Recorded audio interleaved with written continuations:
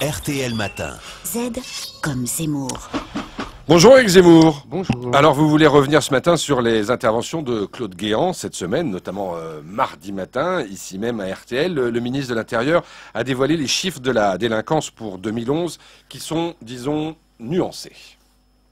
Oui, Claude Guéant ne ment pas. Il dit la vérité, mais pas toute la vérité. Les chiffres qu'il a présentés cette semaine sont justes, mais il en a dissimulé d'autres qui étaient moins satisfaisants. Tous les ministres de droite comme de gauche ont fait de même.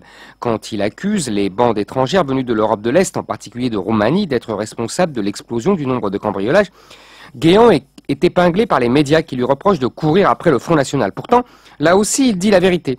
Mais il ne dit pas toute la vérité. Il ne dit pas que les accords de Schengen ont rendu bien plus délicat le contrôle de ces bandes criminelles transfrontalières. Surtout, il n'ose pas dire que face à la délinquance étrangère, c'est son propre patron qui l'a privé d'une arme efficace, l'expulsion du territoire.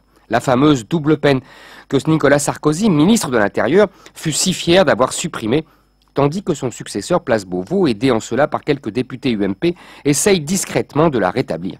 Après tout, explique avec pertinence ses élus, quand un automobiliste fait un grave excès de vitesse, on lui ôte son permis de conduire. Quand un étranger commet un délit, on peut légitimement lui retirer son permis de rester dans notre pays. Ce n'est pas la seule erreur de Sarkozy que Guéant essaye désespérément de corriger. La plus grave fut sans doute commise au début de son mandat élyséen. En 2009, Rachida Dati à la justice fut chargée d'un texte de loi qui imposait aux juges de ne pas incarcérer les délinquants qui avaient récolté des peines de moins de 2 ans, histoire de ne pas encombrer des prisons déjà pleines. Les juges, de leur propre chef, ajoutèrent une règle non dite mais généralement suivie. Quand les peines dépassent les 2 années de prison, un sursis total est accordé généreusement. On pourrait ajouter que nous avons un système de réduction des peines qui fonctionne avec une rare efficacité. Oui mais Éric, je vous arrête parce que le tableau que vous dressez là est quand même en contradiction totale avec la position du président, ancien ministre de l'Intérieur lui-même, qui a souvent dénoncé le laxisme judiciaire. Oui, Nicolas Sarkozy critique sans cesse le laxisme des juges, leur adjoint désormais dans les prétoires des citoyens censés être plus sévères qu'eux, mais leur a donné, avec cette loi Dati, le plus formidable instrument dont pouvait rêver le juge rouge le plus compassionnel.